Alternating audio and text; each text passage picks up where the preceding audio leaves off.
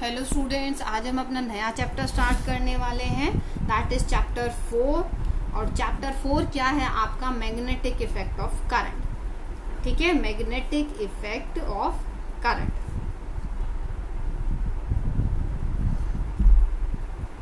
आपने इसके बारे में पहले भी पढ़ा होगा, ठीक है, क्लास 10th में आपने स्टडी किया होगा मैग्नेटिक इफेक्ट ऑफ करंट के बारे में।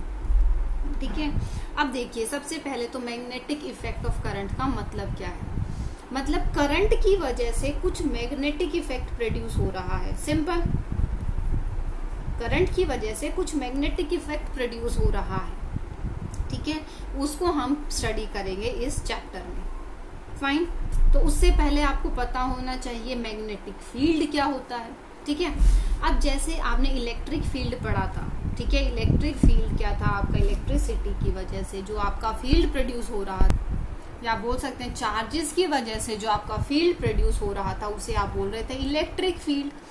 ऐसे ही हमारा जो मैग्नेटिक फील्ड की प्रोड्यूस होता है वो किससे होता है? जो आपकी मैग्नेटिक लाइंस प्रोड्यूस होती है। ठीक है, अब मैग्नेटिक लाइंस का मतलब क्या है? कोई भी आपका मैग्नेटिक मटेरियल है, कोई भी आपका मैग्नेटिक मटेरियल है, ठीक है, उसके आसपास का जो इन्फ्लुएंशियल एरिया होगा, ठीक है, आसपास का मैग्नेटिक मटेरियल के आसपास का जो इन्फ्लुएंसिंग एरिया होगा, वहां पर आपको क्या है? Magnetic field. मतलब आप विजिबल तो नहीं होगा, you can observe that, you can feel that magnetic field. ठीक है, वो भी कब फील होगा आपको? जब आप कोई भी मटेरियल उसके पास लेकर जाएंगे, जैसे कि आयरन है, ठीक है, इस टाइप का मटेरियल जो होगा, जब वो अट्रैक्ट करेगा। या हमारा तब फील कर सकते हैं जब हम उसके आसपास अपना कंपास लेकर जाएंगे। ठीक है, कंपास लेकर जाएंगे तो हमें क्या है? वो फील एक्सपीरियंस होगा। ठीक है, तो अब देखिए, इसको हम मैग्नेटिक फील्ड को कैसे डिफाइन कर सकते हैं? It is a space. ठीक है, कहाँ पर है ये स्पेस? मैग्नेट्स के आसपास।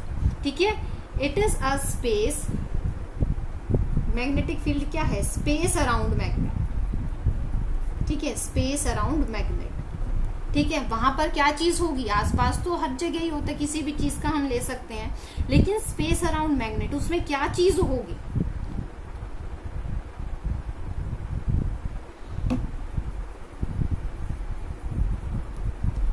आप कोई भी फोर्स बोल सकते हैं, वो अगर ऑब्जेक्ट एक्सपीरियंस करेगी, ठीक है, उसे हम बोलते हैं क्या? Magnetic field. ठीक है, अब देखिए, आपने मैग्नेटिक फील्ड, इसको हम कैपिटल बी से रिप्रेजेंट कराते हैं, और ये भी हमारी एक क्या है? वेक्टर क्वांटिटी है, just like an electric field. ठीक है, मैग्नेटिक फील्ड भी क्या है? आपकी एक वेक्टर क्वांटिटी है, जस्ट लाइक अ इलेक्ट्रिक फील्ड। ठीक है, तो मैग्नेटिक फील्ड क्या है? It is a space around a magnet, जिसके आसपास इसको एक इन्फ्लुएंस आता है। ठीक है, इसके आसपास जो इन्फ्लुएंस आएगा वो हमारा क्या है? मैग्नेटिक फील्ड कहलाता है। जैसे हमने इलेक्ट्रिक फील्ड लाइंस ड्रॉ करते थे, ऐसे ही हमारी मैग्नेटिक फील्ड लाइंस होती है। ठीक है, वो हम आगे स्टडी करेंगे, अभी इसकी जरूरत नहीं है। ठीक है, तो उसी तरीके से आपका क्या है? मैग्नेटिक फील्ड होता है। क्लियर? उसके बाद देखिए, अगर आपका मैग्नेटिक फील्ड है, इससे रिलेटेड आपने एक एक्सपेरिमेंट या आपने स्टडी किया था, ठीक है, स्टडी किया था, जो आपने 10th क्लास में पढ़ा था। क्या था वो?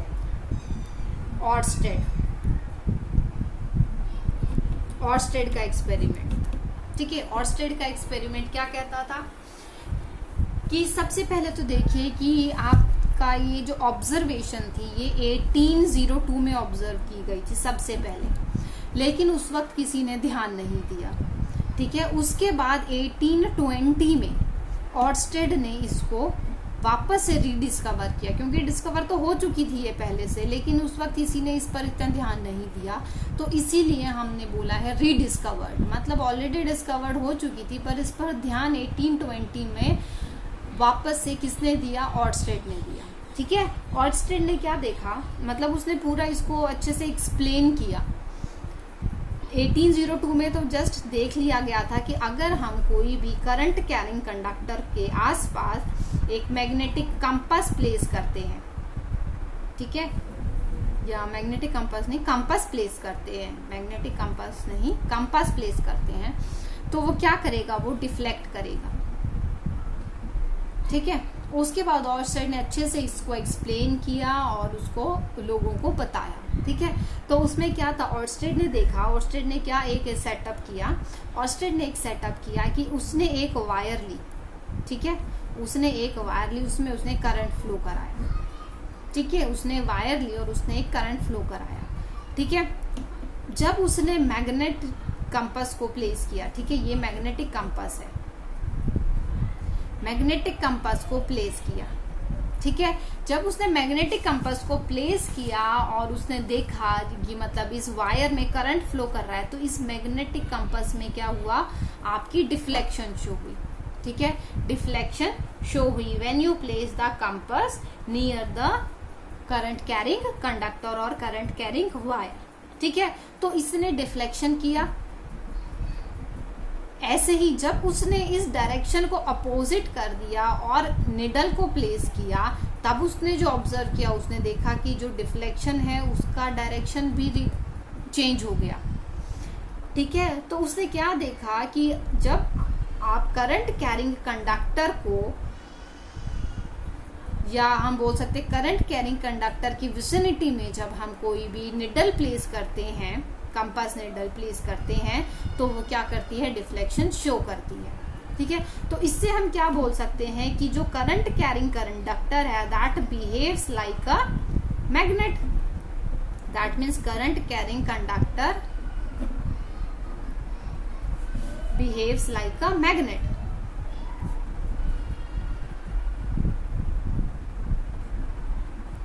तो इसका मतलब क्या है, ये जो वायर है ये एज अ मैग्नेट वर्क कर रहा है। ठीक है, जो वायर है वो एज अ मैग्नेट वर्क कर रहा है। क्लियर। अब बात आती है डायरेक्शन ऑफ डिफ्लेक्शन की, मतलब जो ये निडल है डिफ्लेक्ट तो की, लेकिन कैसे डिफ्लेक्ट की, किस डायरेक्शन में डिफ्लेक्ट की। ठीक है, तो उसके लिए हमारा आता है एम्पियर्स स्विमिंग रूल। ठीक है, क्या आता है हमारा, amperes swimming rule. Amperes swimming rule क्या कहता है,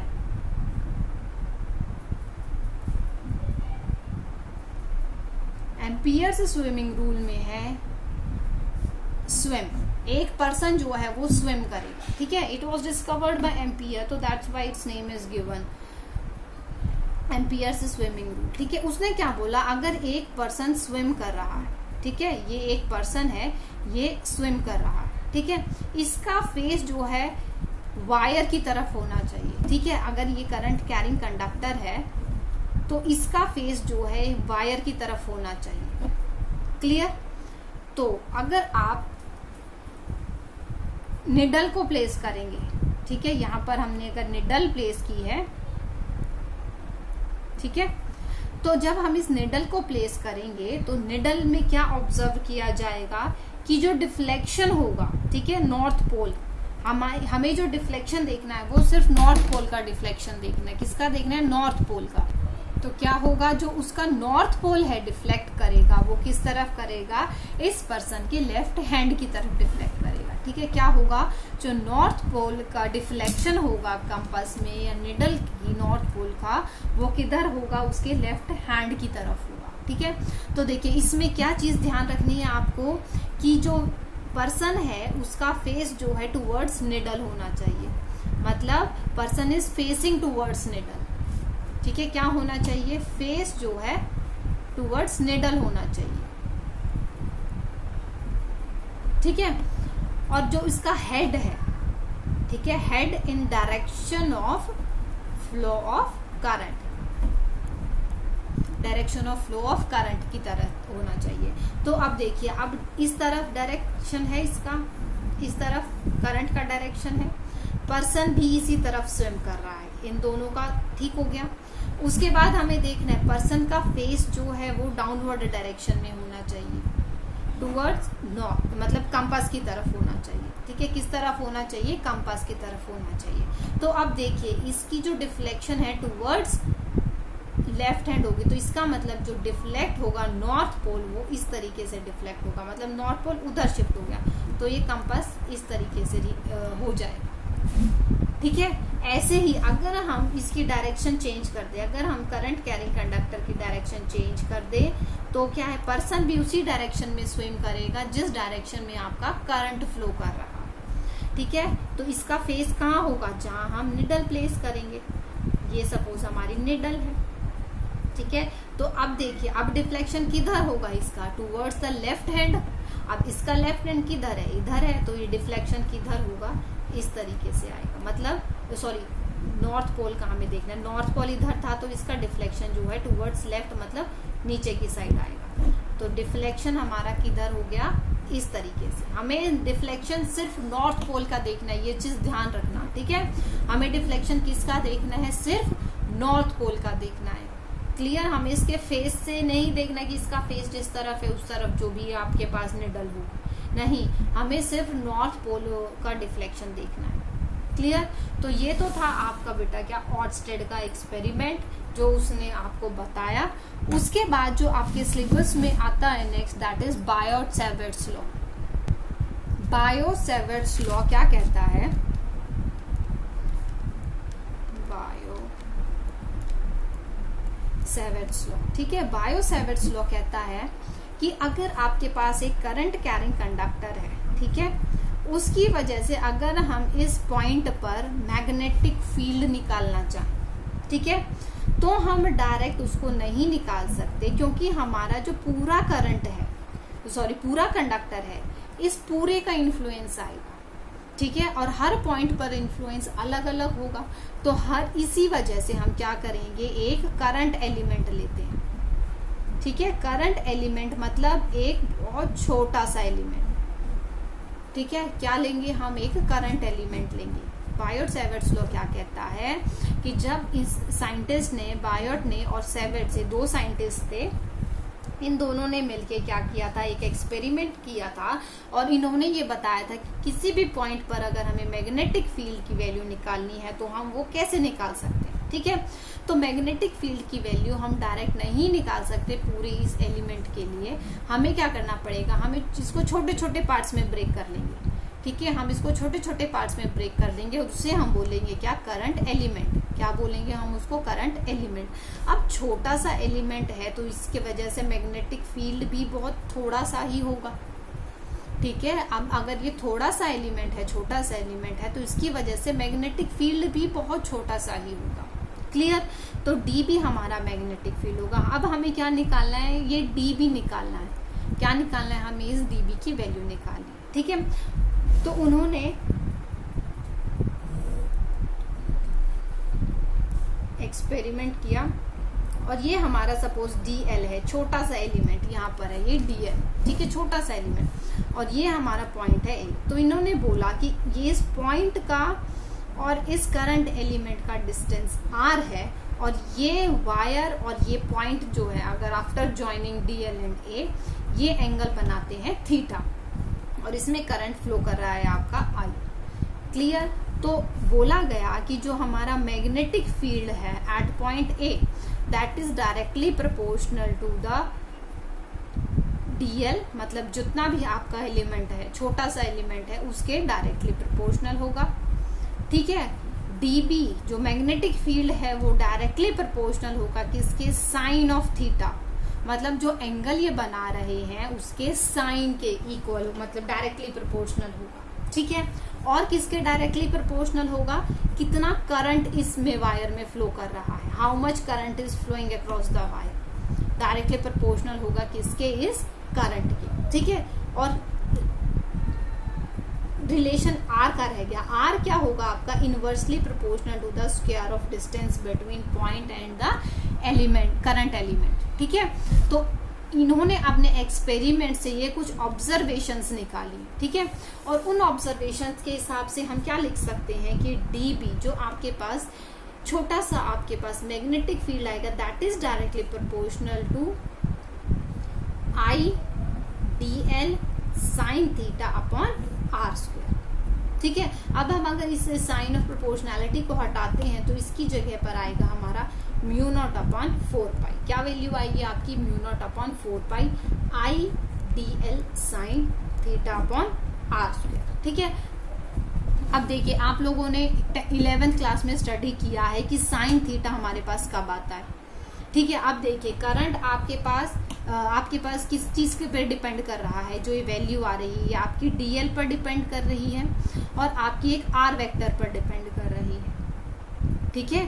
आपकी क्या है, दो चीज पर डिपेंड कर रही है, वो हमारी वेक्टर क्वांटिटीज होनी चाहिए, ठीक है। तो हमारी वेक्टर क्वांटिटीज क्या हो सकती है, हमारी डीएल वेक्टर क्वांटिटी हम ले रहे हैं और जो आपका डायरेक्शन है वो डिस्टेंस जो है वो हम वेक्टर क्वांटिटी को ले रहे हैं, ठीक है। और जो डीएल का डायरेक्शन है, जो आपका छोटा सा एलिमेंट का डायरेक्शन है, वो किस डायरेक्शन में होगा, as in the direction in which current is flowing, ठीक है।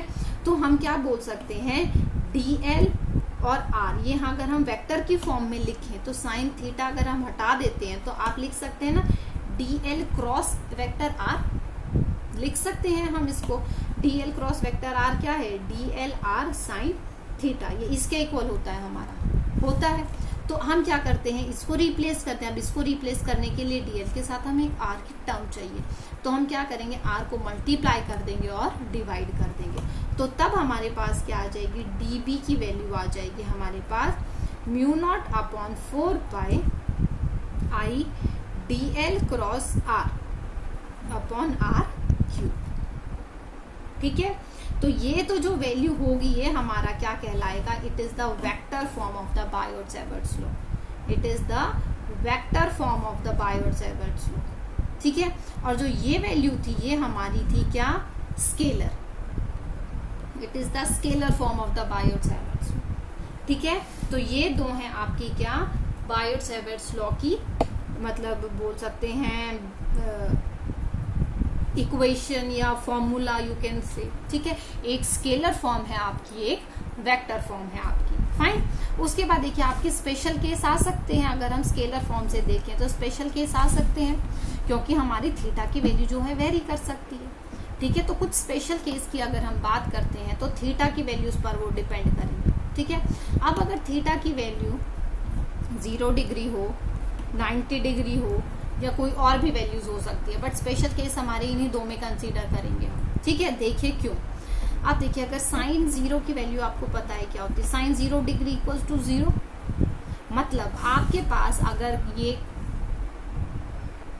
करंट कैरिंग कंडक्टर है और दूसरा हमारा एंगल किस किस के बीच में था, आपका जो ये पॉइंट ले रहे थे, वो जो पॉइंट आपका वहां पर फॉर्म कर रहा था, तो ये एंगल था इनके बीच में। तो अब देखिए यहाँ पर क्या होगा, ये एंगल 0 कब होगा, जब वो इसी पॉइंट पर, इसी करंट कैरिंग कंडक्टर पर लाई कर जाएगा, ठीक है। तो हमारे पास क्या होगा, साइन थीटा की, साइन 0 की वैल्यू 0 होती है, तो इसका मतलब क्या है, कोई मैग्नेटिक फील्ड नहीं होगा, dB इक्वल्स टू 0, किस कंडीशन में, when point lies on the conductor,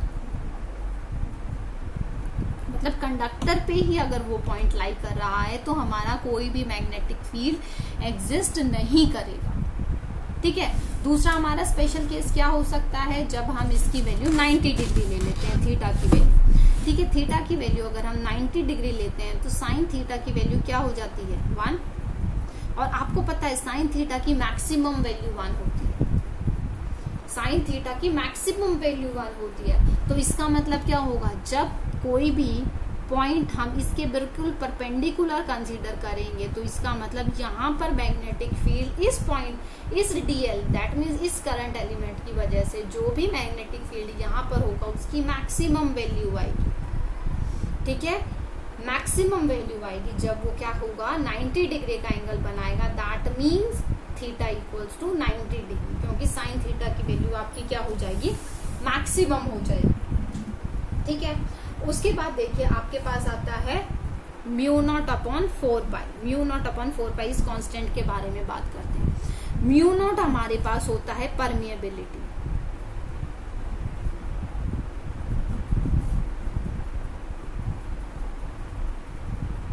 क्या होता है, म्यू नॉट हमारे पास होता है परमिएबिलिटी, ठीक है। और म्यू नॉट अपॉन 4 पाई की वैल्यू होती है 10 raise to the power -7 tesla, क्या वैल्यू होती है, 10 raise to the power -7 tesla, ठीक है। तो ये था बेटा आपका बायोट-सैवर्ट्स लॉ जो हमने स्टडी किया है, क्लियर। और इसके बारे में आप अच्छे से बुक से रीड आउट करना, और कोई डाउट रहता है तो आप उसके बारे में पूछना, ठीक है। हाँ, एक चीज और कि अगर हम मैग्नेटिक फील्ड की बात करते हैं तो इसकी यूनिट हमने डिस्कस नहीं की, ठीक है। इसकी यूनिट होती है टेस्ला, ठीक है। मैग्नेटिक फील्ड की क्या यूनिट होती है आपकी? टेस्ला। क्लियर? तो ये है आपका आज का टॉपिक जो हमने स्टडी किया, और हमने नया चैप्टर स्टार्ट किया है। नेक्स्ट वीक में होप कि हम इस चैप्टर को कंप्लीट कर लेंगे। Clear? Thank you students, that's all for today.